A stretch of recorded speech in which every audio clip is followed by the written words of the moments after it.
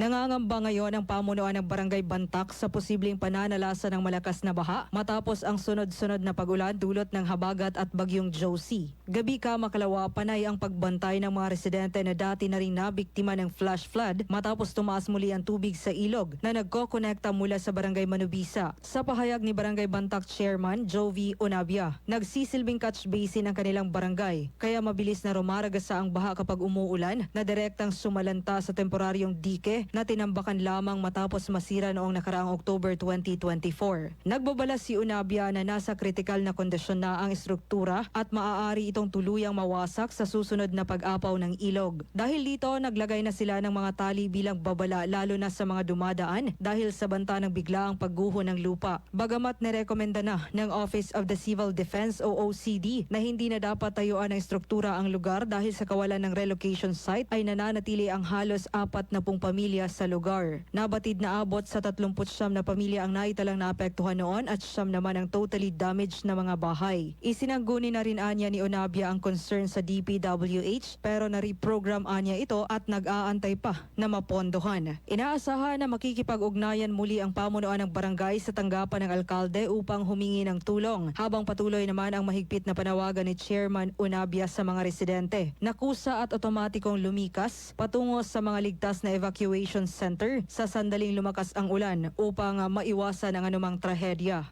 Joanne Oranio, NDBC, Bida Balita.